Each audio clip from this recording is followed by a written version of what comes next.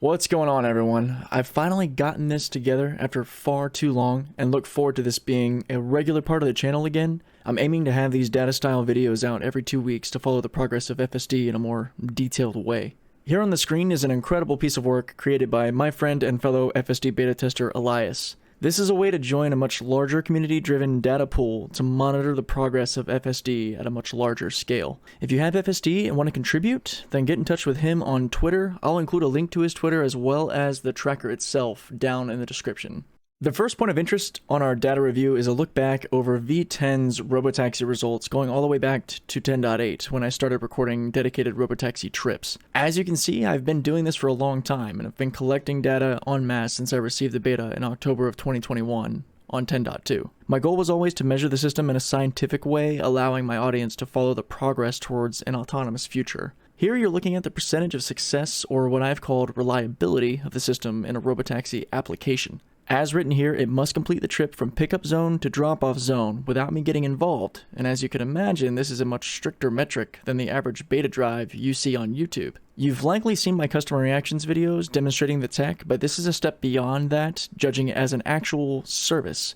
And because of that, I raised the priority of comfort and route accuracy to very high levels, as one would expect when this is an actual paid service. Clearly on V10, it was a very bumpy ride from patch to patch, but here with 10.11.2, I really got a great example of how good the system could do in its current state. Over 60% of trips is just wild, given the level of expectation for a paid customer trip. As most testers can likely corroborate, the general trend of usefulness didn't go the way we wanted as we proceeded through 10.12 and 10.69, but I'm very happy to report that V11 is stepping up in a big way very early on, matching previous bests and actually surpassing it, as we'll see in the next graph showing the different patches of V11. Here it's represented cumulatively compared to the patches of V10 as a reference. In this graph, I've swapped it, so you're looking at cumulative V10 stats compared to 11.3.4 and 11.3.6, and the trend looks even better. Now, approaching this responsibly, don't get too excited and think this will be solved this year. 10.11.2 had me wondering that very thing, and then you saw what happened in my data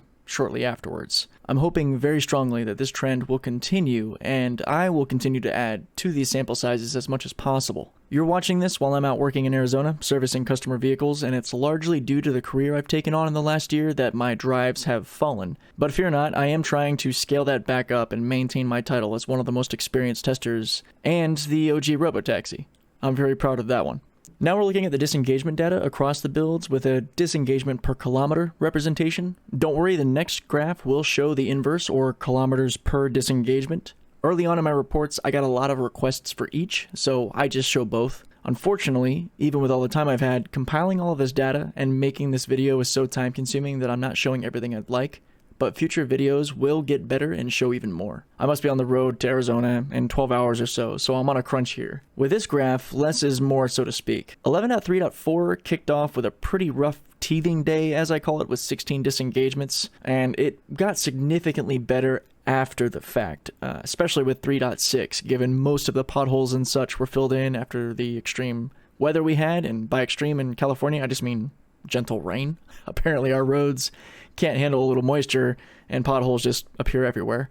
And as you know, or may not know, FSD does not detect and avoid these. But given the trend and where it's going and the performance I've seen in 3.6, I have no doubt that this will continue to make its way down to the original champ 10.11.2 over time. Here's the inverse of the graph, as I promised, or the more is better approach of kilometers per disengagement. And again, 10.11.2 is the king, but you can start to see that trend going in the right direction there. Now, trend might be the wrong word, but you can see the path or the line going the direction we want with version 11. Please let me know in the comments if you have any questions regarding these or ideas, better ways to represent it. Again, this is a slight rush job, so I apologize for how sparse this may seem. I have a whole playlist of these types of reports that will be linked in the description going back quite far, so if you love this data stuff, go crazy. This isn't my first and won't be my last by any means. This is going to remain a big part of my channel going forward. Now, this segment was always a fan favorite, and I've grown or adapted the categories to what I think are even more relevant for version 10 over version 11. The first donut represents 39 disengagements and what caused them, As you can see, the biggest issues here were obstacles like potholes thanks to all the rain, followed closely by route accuracy issues or route staging. Now this may seem odd, but again, as a RoboTaxi, this is extremely important in the context of paying customers, and though it may not seem fair to some, the importance is unavoidable. In fact, staging a route or smartly planning the next move is probably my biggest actual complaint about V11, aside from the stop sign stuff, but that's another topic. V10 was pretty bad about this too, the route planning, but there are too many moments where the system could have gotten into the proper lane ahead of time, but instead waits to the last minute and may be blocked by other drivers in backed up scenarios. Some of you may have seen this in action with my mode testing video and how assertive behaved there.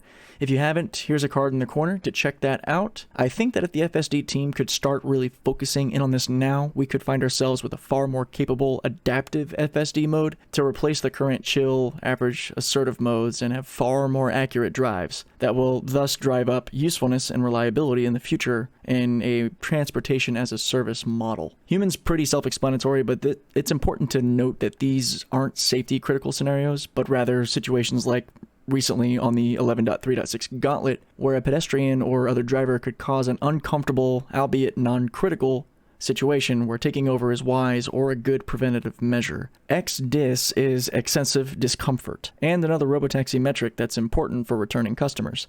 No one's going to want to pay to take a service that throws them around like a teenage driver.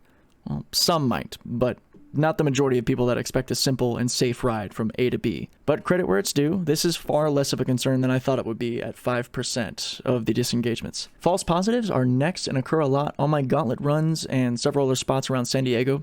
This is simply where a stop sign is read inaccurately, or rather, the system chooses to stop when it's not relevant to us. Now this can usually be handled with a throttle intervention, but an intervention to this degree is synonymous in severity to a failure resulting in a disengagement. And this is why it has its own spot in the Causation Donut. Following that, decisiveness and execution is similar to staging and could possibly be lumped into that category, but I have it separate here because these are moments where the system may choose an incorrect lane for an upcoming turn, or doesn't act in a timely enough manner in a short amount of time to stay on course. Staging is more general around planning ahead, but this has to do more with snappy decision making that I'm sure has popped up for a lot of you fellow testers out there. Roundabouts are pretty obvious, so I'm not going to get into that. System error is exceedingly rare, but so annoying when it does happen because more often than not, you have no context for why it happened.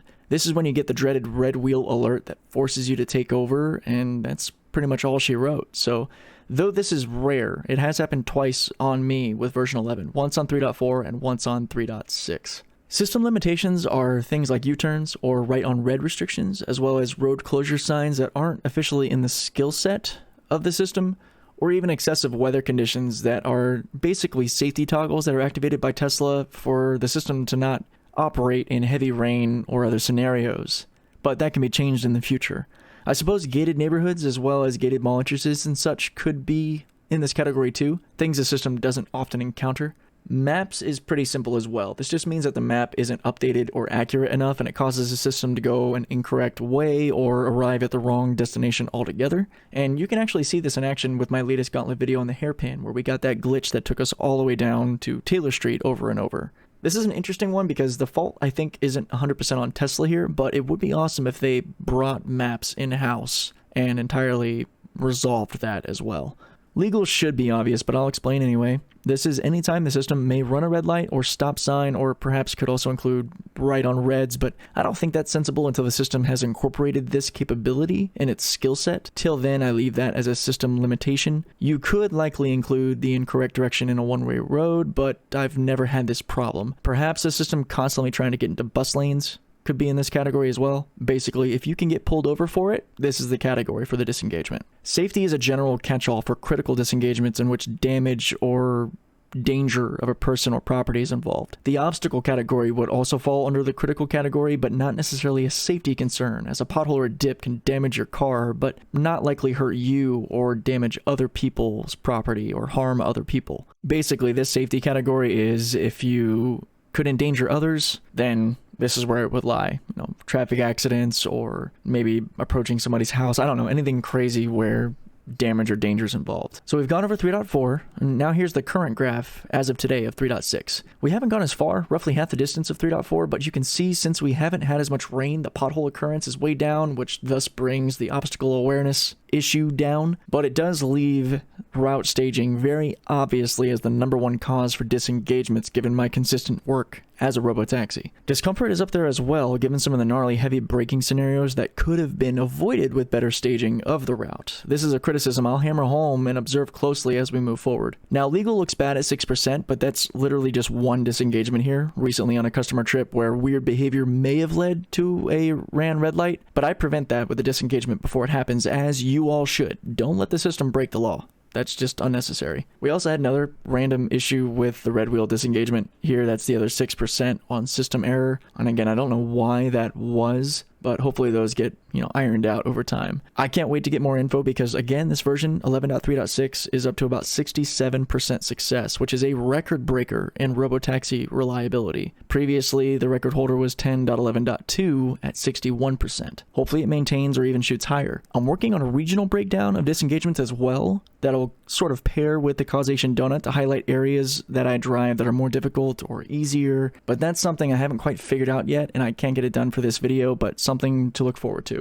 That's really all I have for you today. I'm so thrilled to finally have these back and work on making them better and better for you guys. Please share these with everyone, friends, family, other YouTubers, and folks like Ark Invest that talk about robotaxis and transportation as a service all the time. I'm a small channel with a great community and I'm growing, but this is the good information, the numbers that a lot of these bigger personalities and groups should know about, like Kathy Wood, Tasha Keeney, and literally anyone else that wants the actual numbers. But until the next time, my friends, I'll continue to gather all the data I can and have an even better report for you out in hopefully about 2 weeks. So take care, and I will see you next time.